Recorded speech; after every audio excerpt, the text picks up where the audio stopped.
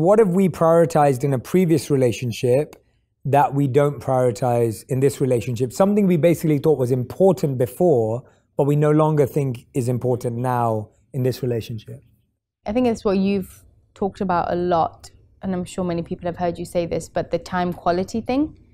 I think that's been something that you know, the more time you spend with someone, you think that time is the investment. People think that time is the investment. Like the amount of time you spend with someone is what the investment is. This person is willing to spend 2 hours with me, but this person is willing to spend 15 minutes with me. That must mean the 2-hour person values me more, loves me more, cares for me more.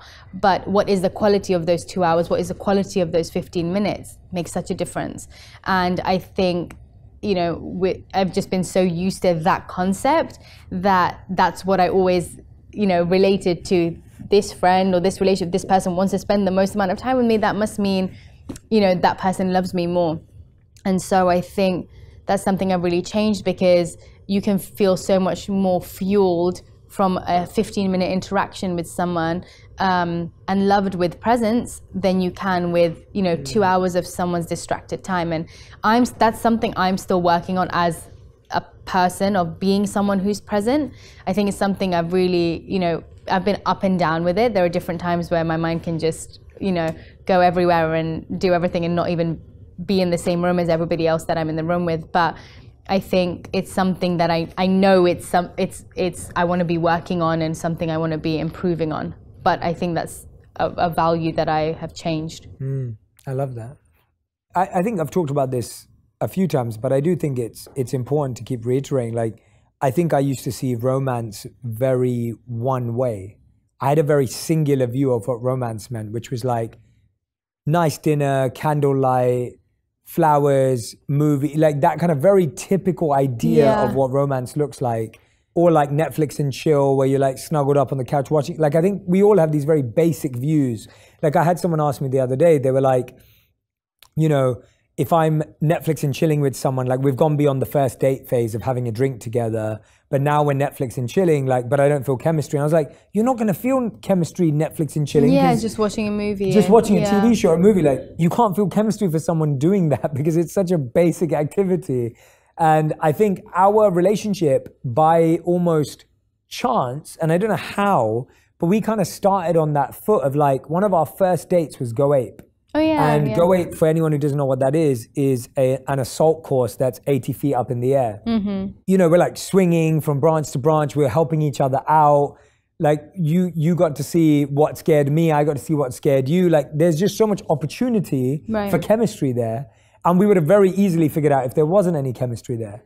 And another thing that we've done a lot of, which we talked about before, is escape rooms. Again, it's very easy to like get a conversation started, and like you don't have to have that awkward silence because there's something to solve. And I think that's what life's kind of like. Like, life's about solving a problem. Life isn't just talking to each other. And often when you go to dinner, I see so many couples on their phones and no one's talking for like an hour and a half. And the food comes and you kind of mention a few things that you like, and then you're back to your phone. And that's because you can't just sit there and have random conversation. You need another almost activator or something interesting or fascinating to do. Like, I know when we've been to like a pottery class or a painting class, or recently you tried to do wakeboarding, right? And it's like, that to me is so much more, I learned so much more about you watching you try to do this impossible task.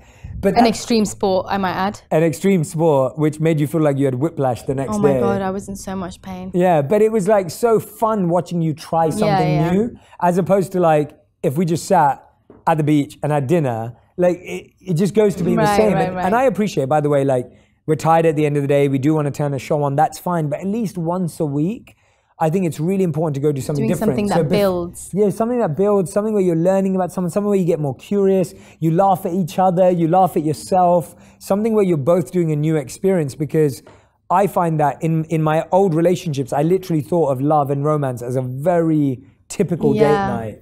And I don't think we have a typical date night. I think we try and avoid it generally. Or if we go to watch a movie, we don't see that as date night. We just see that as watching a movie. We'll both be like, oh, we really want to see this movie. Let's go and watch it. But we're not like, oh, this is date night. Like, that doesn't become our bonding. That just becomes something fun we want to do. Or we don't watch a TV show and think, this is us bonding. Like, and we Things both where you're get- not connecting Yeah. can't be something that deepens or strengthens or creates, you know, a different perspective on your relationship. It's just, you know, I used to feel the same way where it's like, oh, you know, that thing of going on a Friday like movie night, you know, and if every single time you're hanging out, it's an activity where there's little connection, little like connection on like all levels, connection on a mental level, connection on talking, like there's so much to do with connection that needs to happen within a day or within spending time with someone, where if you're watching something or if you're doing something with little of that, how can you get to the end of the day and be like,